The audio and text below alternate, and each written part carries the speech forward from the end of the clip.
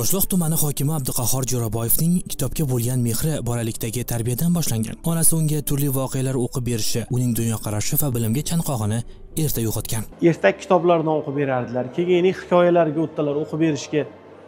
Shu hikoyalar hali ham meni yuragimda-da.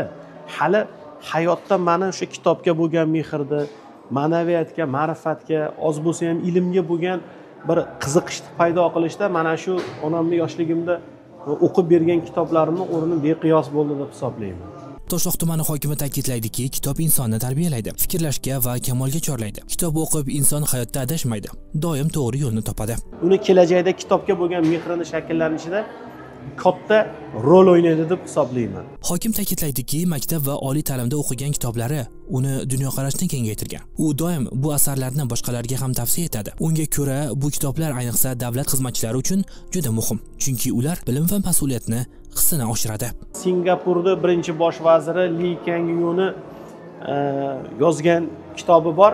Mana shu 3-dunyodan 1-dunyoga asarini to'liq o'qib chiqish davlat xizmatchisiga juda ham katta foyda va juda katta natija keltiradi deb hisoblayman-da.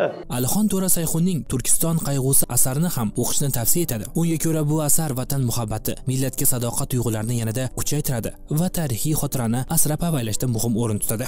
Mandan mustaqilligini orzusi yo'lida va shu yo'llarda qilingan xatti-harakatlarda juda ayrim yo'nalishlari va ularning orzulari haqida mana shu kitobda ham o'zini juda chiroyli narsalarni ko'rsatib o'tgan. Shuningdek, kitobxonlar jahon adabiyot namunalaridan ham bir nechta asarlarni mutolaa qilishlarini tavsiya etadi. Bu orqali ular nafaqat milliy adabiyotimiz, balki dunyo adabiyoti merosining boy va rang-barang olami bilan ham tanishish imkoniyatiga ega bo'lishlarini aytadi. Mana shu Aleksandr Dyumani If qal'asini mahbusi yoki Graf Monte Cristo deymiz. Shu kitobni, buni kinosini ham ko'p ko'rganmiz. Buni kitob holatida agar o'qiydigan bo'lsa, insonni nihoyatda hayotida katta burilish yasashi mumkin bo'lgan kuchli asarlardan. Mana shu asarlarni ham o'qib ko'rishni men tavsiya beraman.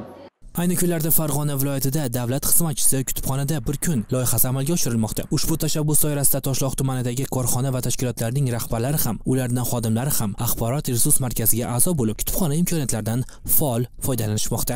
Mana a'zolarning soni hozir mana 6000 tadan oshdi, 6000 tadan.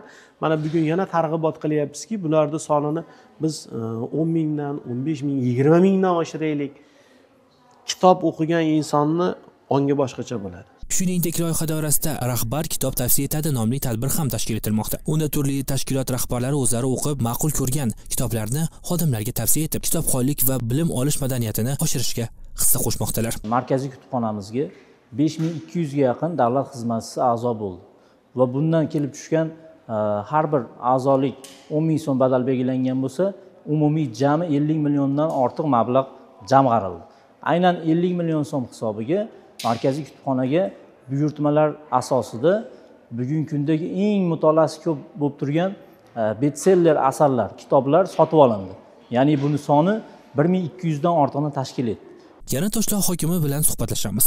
U aytadiki, bundan bir necha yillar avval kutubxonalar faoliyati to'xtatilgan edi. Ammo Shavkat Mirziyoyevning tashabbusi bilan kutubxonalar qaytadan tashkil etildi va ularning ahamiyati aholi uchun imkoniyatlar yanada kengaydi. 8 yil, 9 yil, 10 yil orqaga qaytib ko'raylik, kutubxonalar yo'q bo'lib ketgan, kitob magazinlar yopilib ketgan, hech kim kitob o'qimay qo'ygan edi.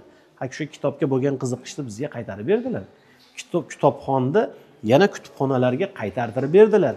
Yoshlarimizni kitobga bo'lgan qiziqishini tiklab berdilar. Endi shuni qolgan joyidan biz davlat xizmatchilari shu mayoqni qo'limizga olib, yana ham oldinga olib ketishimiz kerak. Farg'ona viloyatining ma'naviy salohiyatini oshirish maqsadida o'tkazilayotgan bu loyiha davlat xizmatchilarining bilim va kasbiy rivojlanishini ta'minlashga yordam beradi. Ahror Ziyodov, Safar Ismoilov, Zamon informatsion tahliliy dastur uchun Farg'onadan.